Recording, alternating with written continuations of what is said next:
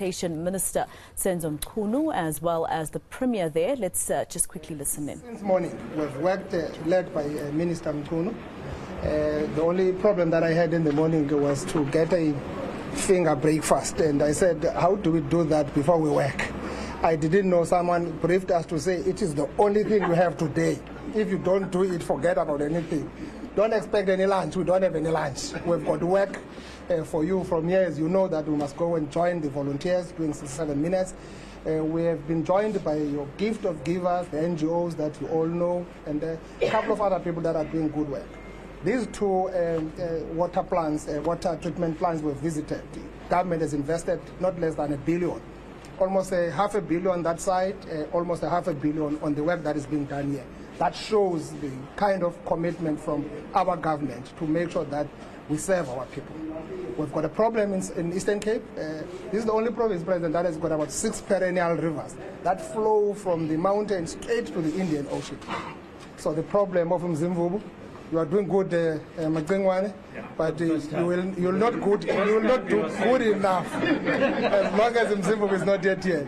So in the eastern part of our province, that Mzimvubu will be catering for more than 750,000 households. So definitely we need that project to come up so that we address the problem of water. Thank you very much. You are all welcome. Irato, you are also welcome. Thank you so much. Thank you very much, and your team. We will get here. You just zero down on the interventions, the core of the interventions briefly. Pemiako is the lead person. She is supposed to have a house somewhere here in Gqeberha, all around. She hasn't done so. I will make sure she does. But she's working with Perry, who is head of water and sanitation here. Who else? Where is Portia? Portia, who is our eNCA person in our office here. Pam? Thank you, thank you. I've greeted everybody for you, so get into the business. Including Mr. President. My job is very short because Minister covered the main parts, Mr. President, of what we're doing here. I head up the intervention team, and we work with the city and colleagues from National Treasury and the department. Our main job is it's got 3 pillars. The first one is avoiding day zero, and some of the initiatives like repairing leaks, identifying repairing leaks, communicating with the communities, make sure reduce pressure in these areas, and also ensure restriction. Those are all activities that are aimed at avoiding day zero. We do have another plan in case, but we're pushing it back. But we do have a plan to try and also make sure that we augment the water, which is partly part of the day zero. But in case it happens, so we've got standpipes that are being constructed around the city. The second pillar is about reducing demand, and this is where we are appealing to people to use less and less water than they're doing. It's 50 liters of water per person per day, 5 buckets.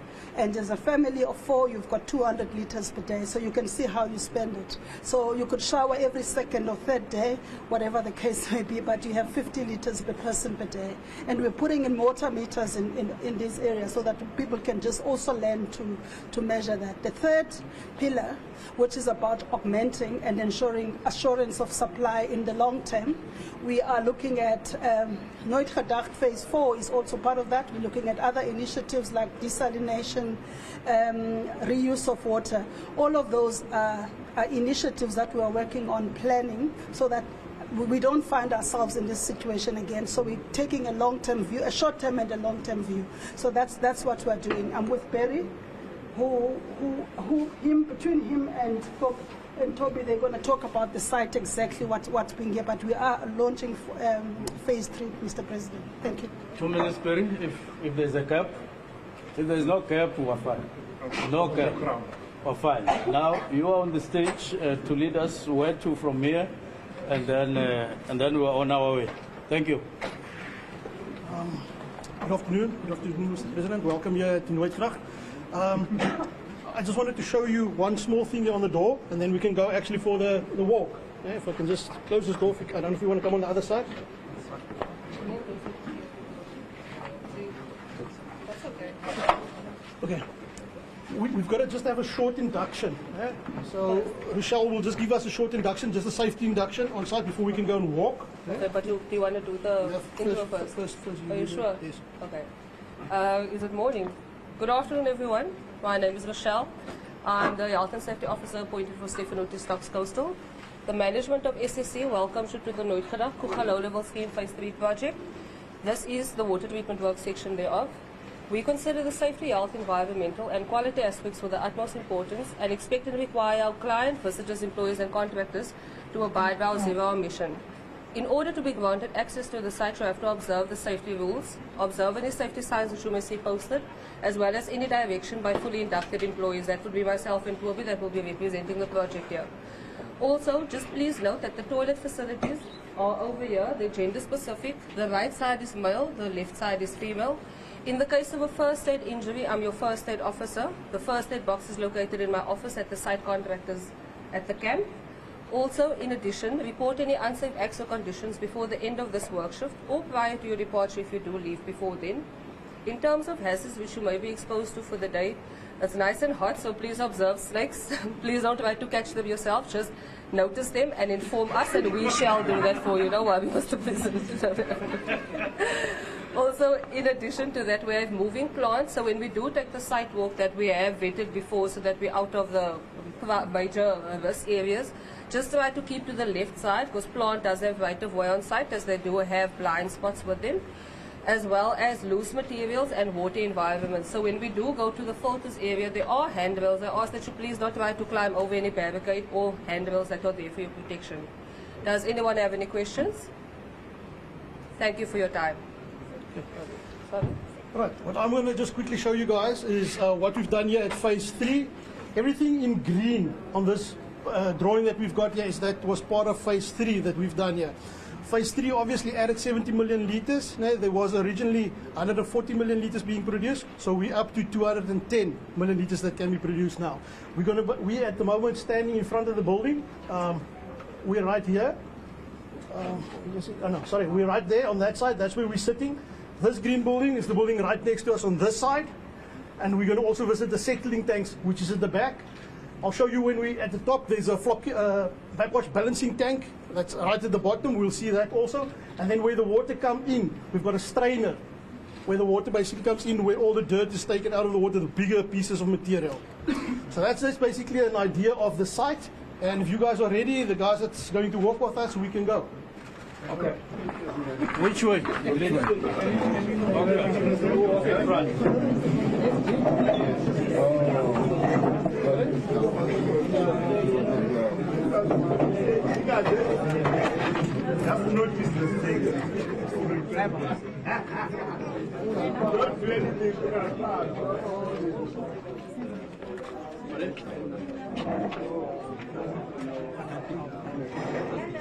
All right, Maseko, that is in fact a briefing by some of the workers here at this water waste plant, just giving us a sense of what we are going to witness here today.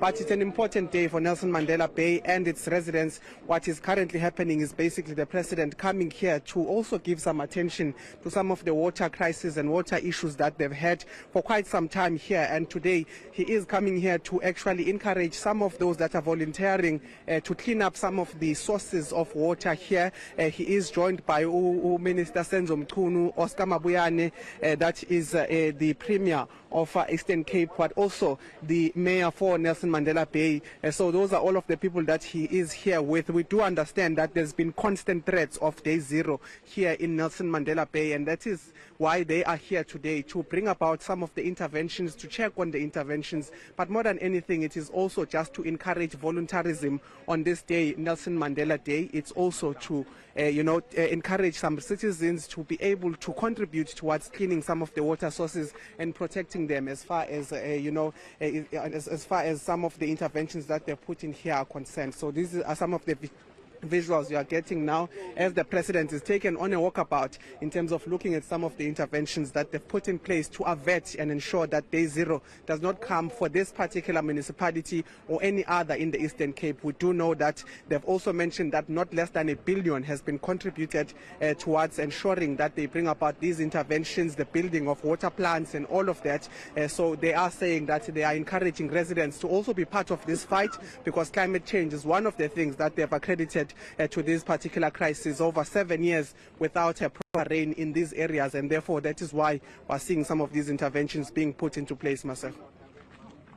All right, Lindokuhle, and what is it exactly that we expect the president as well as the minister to be asking questions about, especially with the fact that this particular project is supposed to assist the Eastern Cape province and particularly Nelson Mandela Bay with their water issues, which the minister says have been there since 2015?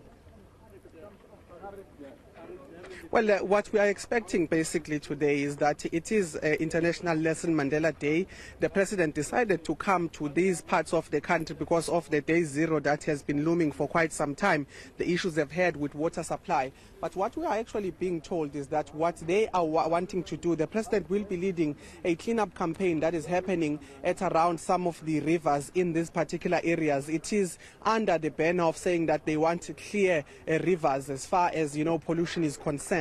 So he says that while there are these difficulties in terms of, not having water supply, there are these difficulties in terms of not having rains, what they want to do is to protect the little that they are getting, which is, of course, rain as well as those that are traveling through the river streams here, against pollution and whatever could disrupt that. So that is some of the campaign that he will be leading, and he will be encouraging some of the residents of Nelson Mandela Bay to actually partake. But on the other hand, you have, Minister Senzo Mchunu, who has been here in a national government, has been able to actually intervene. And this particular place that we are at, the water plant, is one of those areas that has been put and constructed to deal with issues of water. So they are saying that while government is in fact, moving in terms of ensuring that they avert day zero, that water remains something that is on supply for some of these residents, even contributing and escalating some of their capacity here. What they are also looking at is to ensure that residents contribute, not just in terms of saving water,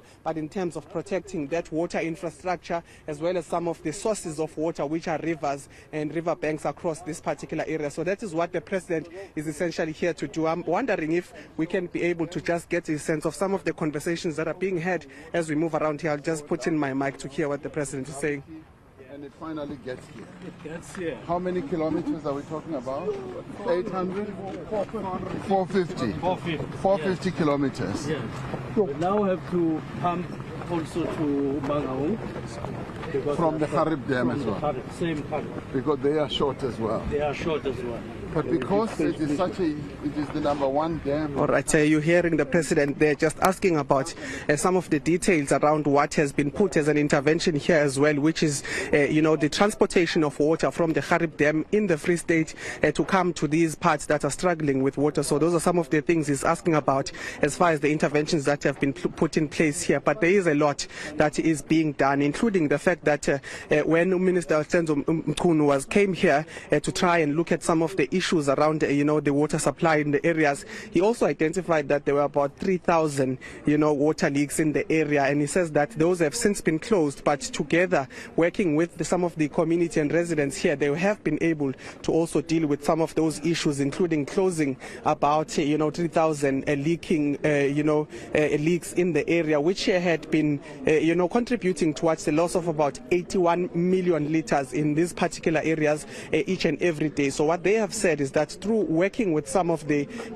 people in the area, residents, conscientizing them and informing them about the issues of day zero, there have been 3,000 more that have been reported, and that is why they are continuing with some of those interventions, including ensuring that the water that is lost each and every day due to leaks is taken care of. So those are some of the things and interventions, as well as some of the things that are being explained to the president as he does this particular walkabout. But what he is going to lead later on is the cleaning up of some of the rivers, some of the river banks, to ensure that the water sources around these areas are protected, of not having drought, and we are seeing some of the infrastructure that's been put in place to also mitigate, as well as to also ensure that those particular challenges are in fact mitigated against. So some of the walkabout that is currently taking place here, but it's all in saying and bringing a spirit of volunteering, particularly to the people of Nelson Mandela Bay, to say while they are faced with this crisis through this International Mandela Day, they are trying to encourage them to continue to come forth and actually be part of the fight as they try to mitigate against issues of climate change, issues of not being able to have enough water, and issues of ensuring that they protect the water sources that still remain in and around some of these areas. So the president is being taken through all of that, but later on he will be leading the cleaning up process to ensure that that is what it becomes a norm as far as residents are concerned in these areas. And Linda, just very quickly, I wonder if maybe I'm looking too much into it, or if there's anything political. I mean, the president has been, concentrating on the Eastern Cape quite a lot this year and in the last couple of months. First of all, his official June 16th, the Youth Day celebration was spent in the Eastern Cape, and now he's again spending Nelson Mandela Day in the Eastern Cape. I know he's there in his capacity as South African president, or in his capacity as a government official. But am I looking too deep into it to say that, I wonder if there's anything political in his diary having the Eastern Cape so often? Well, Maseko, you wouldn't be too far-fetched in terms of making that particular assumption. We have seen two major events. You are right in mentioning June 16 and also now the celebration of the International Mandela Day. Two very important days consecutively are being observed and celebrated in these far parts of Eastern Cape. But I can also tell you and bring into this the fact that we are expecting that in Nelson Mandela Bay there is also a council meeting that is expected to sit, where some of the political party oppositions are trying to unseat the current coalition government here. So there is a lot at play in terms of what you can ascertain when it comes to issues of politics in the area. But I'm not sure really if it would be a lobbying as far as the ANC politics are concerned, because we do know that when that Eastern Cape conference of the ANC was held, Oscar Mabuyane, the premier, was one of the people, after he was elected again as premier, rather as the chairperson of this particular province, he did say that he wants the president to return. So I'm not sure if it would be pointed towards overcompensating for trying to gather some of those important supporters, but I can tell you that it can be much more looked into in terms of the municipalities themselves, and also in terms of just making sure that in the face of people saying that the ANC is not doing a lot, in the face of blaming the ANC in terms of day zero, that this is an important task for the president to actually come and amalgamate it with, of course, the issues of saying that there is a water crisis, there is this International Day, Mandela Day, but also there is a need for people to buy in terms of some of their solutions that they are doing. So that is what we are observing here. But you can read anything towards it. It is an important day as far as Nelson Mandela Bay is concerned, with its residents really worried about that day zero nearing them. But we are told by Senzo Mchunu, the Minister of Water and Sanitation, that they believe that that is not going to happen because of these interventions that they've put in place. All right, Lindo, it looks like it's going to be quite a long walk as you accompany the president in inspecting the site there. So let's leave it there for now. But of course, Lindo will let us know and will alert the team if at any point we need to head back to Nelson Mandela Bay in terms of the president's site visit in Gqeberha.